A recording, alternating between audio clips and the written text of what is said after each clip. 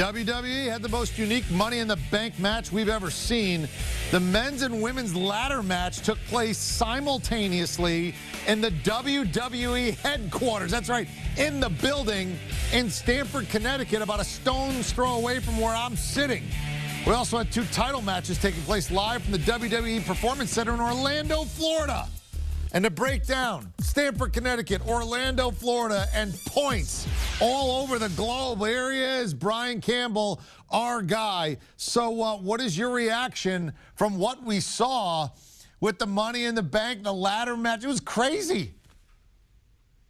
It was. And in these already unprecedented times with empty arenas and record low ratings for WWE on Raw, this was creative, this was fun, this was outside of the box. This is what you want from the promotion. We got a little taste of that at WrestleMania a couple weeks back when you saw that Boneyard match with The Undertaker and that Firefly Funhouse match. This fit into that creativity where not only you had the slogan heading into this of climbing the corporate ladder, you got to see a little bit of the inside of Titan Towers, as they call it at WWE headquarters in Stamford. But what I loved most was integrating the men's and women's matches together, having, instead of an announcer call the whole time, you had a little bit of background music there, and you had the kind of action sequences and sort of cheesy cameos, if you will, from Vince McMahon to Brother Love to Doink the Clown, that really made this feel like a B movie. Now, I know if you're a hardcore out there and you've come to expect something from the Money in the Bank ladder match each year, which if you're not a regular fan, this is one of the most exciting pay-per-views and matches in which you see big-time spots off of ladders. You didn't get that this time around. You really couldn't get that this time around, although WWE did put a ring on top of their building in Stamford where the winners grab that briefcase, which gives them a guaranteed title shot of their choice for the next year.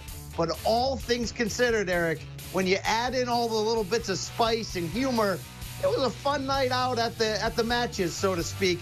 I applaud WWE for this one. All right, well, what did you think of the winners? How surprised were you, Otis, Asuka, and how do you see them using their contracts?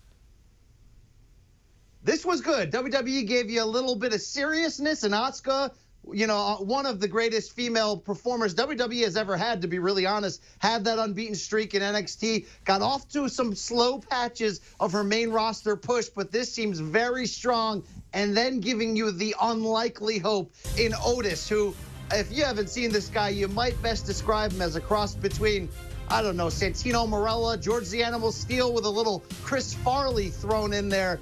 This pops the crowd. This is a sort of fun winner in this case, a guy who you can tell Vince McMahon has a lot of fun writing things for, a very humorous, physical comedian. Where this goes moving forward is going to be interesting. Like I said, it was an unprecedented setup. I mean, Baron Corbin threw two wrestlers off of the roof, presumably, during this match. We have no idea within storyline whether they're still with us at this point. But Asuka, you have to believe, is going to get a legitimate push, can cash in that briefcase at any time over the next year and become instantly right at the top of the card in terms of billing on the female side. Otis, there's some wild card elements here. This guy is fun in games, doesn't really look the part of your traditional Adonis. I wonder, are they going to be crazy enough to let him cash in coming up Monday night maybe and see what happens and see if the crowd adores him? You have to believe they will. Yeah, well, I mean, look, they had a brawl in an office building, okay, that went all the way up to the roof, as you mentioned, and let's assume they're still with us. The people got thrown off the roof, and it was for entertainment value. Look, you got to go up a notch. Right? Everything you get, you got to give me something I haven't seen before. It always has to go up a notch. How can they go up a notch from basically bringing people into their worldwide headquarters in Stamford, Connecticut, and let them just brawl up and down, you know, cubicles and phones to get to the top, to get to the ladder?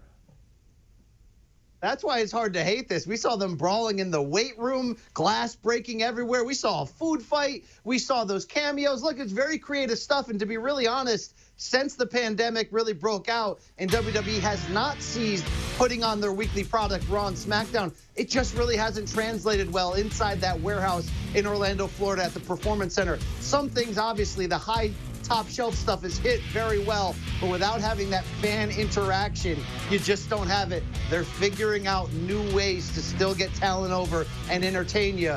And if you're a hardcore fan who puts up with the ups and the downs, you like this a lot. I loved when they went into the conference room and they're going at it and brawling, and they look up and Vince McMahon is sitting at the end of the conference table, and they both stop and slowly back away. They're pointing at the other one like, no, he did it. No, he did it. And they gently left that conference room and then continued brawling the whole time. All right. Also, we had Braun Strowman and Wyatt. What do you think of this feud now going forward?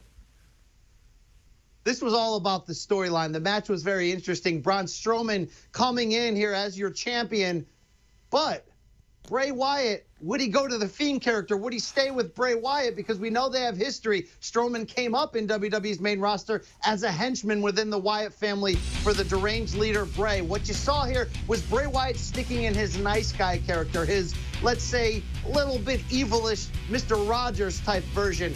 In storyline, you had to believe he thought that was going to be enough to sway Braun Strowman, to get into his head, to manipulate him mentally, to not only rejoin his team, but to essentially give up the championship belt to him.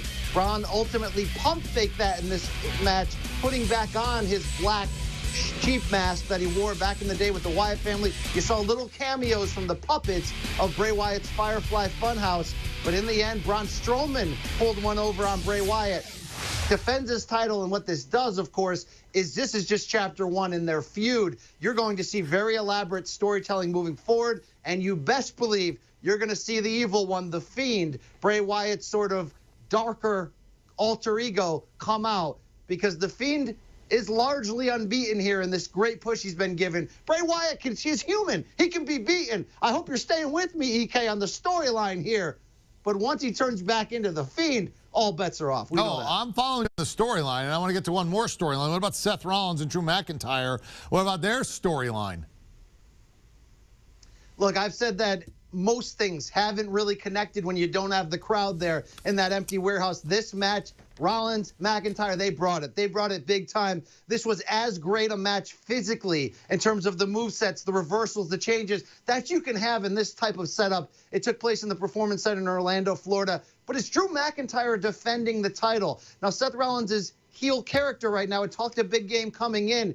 He's sort of doing this passive-aggressive, almost CM Punk-like alter ego to his traditional heel character. What you didn't see, though, in this match was anyone from Seth Rollins' heel stable running in to help him. Buddy Murphy had made a surprise return a couple weeks back on Raw. That didn't happen this time. Drew McIntyre got the big reversal to get the pin. He did what he said he would do and defend that title. But you have to believe, again, this is just one chapter in a larger story here.